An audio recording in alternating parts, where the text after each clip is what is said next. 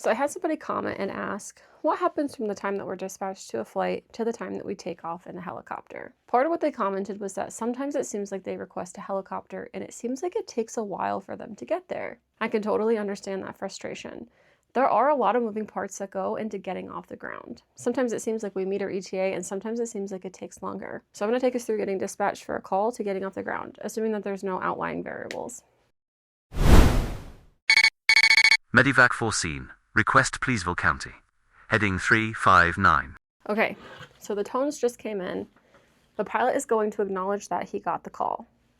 Now this is where our paths separate a little bit. The pilot has to look at weather and make sure that there is going to be a safe weather decision.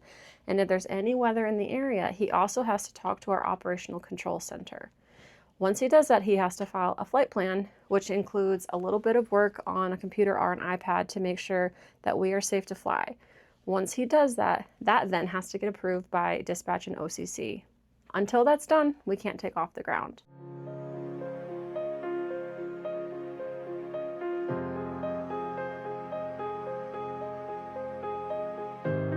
You are responding to a 38-year-old male patient, motorcycle accident.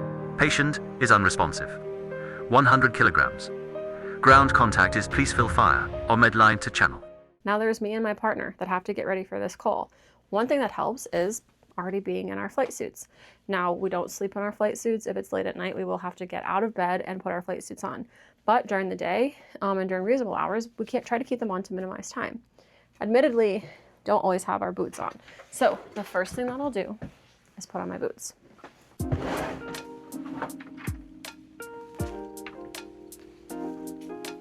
Now is the time that we'll gather up everything that we need to take on our flight with us.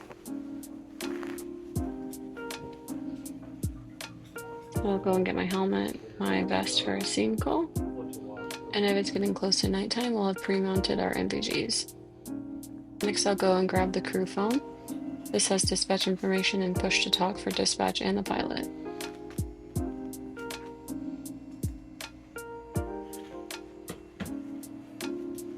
Go and grab my drink.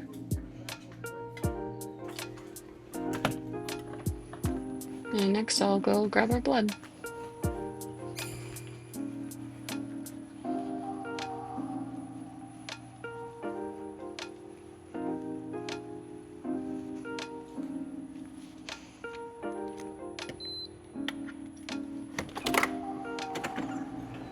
So now I'm going to grab our blood, which is in our blood fridge.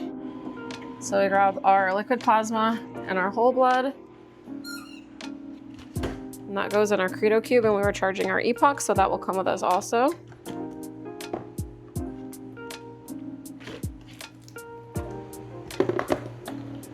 Okay, so now that we're assuming we have everything we need for the flight, helmet, blood, crew phone, some like to grab a computer if there's a chance to chart, our vest in case we are going on a scene, any type of drink, water, AirPods, whatever. You have everything, you have your little go bag.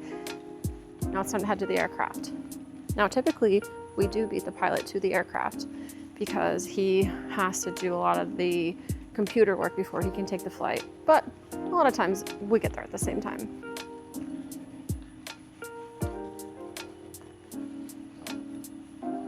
Now, one thing you'll notice is our aircraft is inside.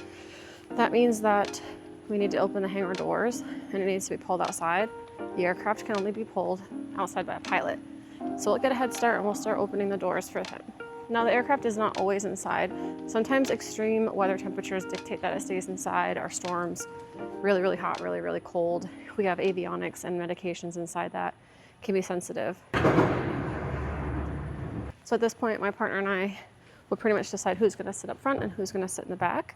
On dead legs where there's no patient, somebody always sits up front, extra eyes for the pilot this way. Once the aircraft is actually pulled outside, all the crew members will do one last final walk around, make sure none of the cowlings are open, make sure there's no FOD, make sure all the glass is intact. Basically, there's no random wet spots or oil leaking or anything like that. At that point, we'll all get secure in the aircraft. And the last little bit that takes some time is the pilot has to go through his checklist. And that does take a minute. Hi, Gary. I'm just kidding. Farewell. No. Gary, how long would you say it takes you to go through your checklist? How long would you say it takes you to go through your checklist when you start the aircraft to take off for a flight? How long does it take for me to do my checklist? Yeah. From hitting the start button? Yeah, like you've started the aircraft and you're like going through your checklist. How long do you think that takes? First start of the day, about 3 minutes. Second Okay. start of the day, 2 minutes. Okay. An average start, how long would you say it takes time of call to off the ground if everything goes how it's supposed to go? 10 to 12 minutes. Okay. That's good. Fair enough. Yep. Couple of minutes taken off if you're already outside, would you say? Yeah. Okay. I mean, from the time that I get in the helicopter, probably 2 minutes to get it started. And ours has,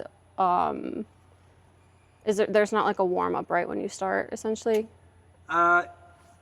Nothing in the checklist that says it has to warm up for like a minute or two. Okay, sure. But there are times when it does have to warm up because the pressures need to come into the green range. Like if it was colder outside, essentially? Okay. So Gotcha. Cool. That's why we plug it in. Makes sense. Thank you. Yep. Yeah, so that pretty much covers the checklist. So once all of that is done, we have approval from dispatch to take off, and we have approval from our air traffic control. We're good to go. So like you said, average of 10 to 12 minutes. Ideally, we really like to be off the ground in less than 10 minutes, but there are a little bit of moving parts in this. So unfortunately, we can't get off the ground in 2 seconds. Sometimes when we get to a flight really fast and you're like, wow, how did you make there so fast? Sometimes it's because when you dispatched us, we were already in the air. Coming back from a call, for example, would be a reason, or we were on our way to another call and we got canceled. And we were able literally just to turn the aircraft to that heading and head to your scene. So different variables for different reasons. Obviously, we always want to be as expeditious as possible, but as safe as possible when we take these flights. Now, I will add one caveat. Our base is a little bit unique because we do keep a helicopter and an airplane here. And if both crews are here and one of them gets dispatched, the crew that's not going on the call will help the other crew get ready. So for example, our fixed wing just took off on a flight. So we'll go and grab their blood for them. We'll help them pull their aircraft out with our pilot. And it just helps expedite them getting off the ground. And then conversely, when we get back, they're very helpful. They'll help us restock, put our blood away. That way we can get to charting. So we do get a little bit of a benefit having two crews here a lot of the times.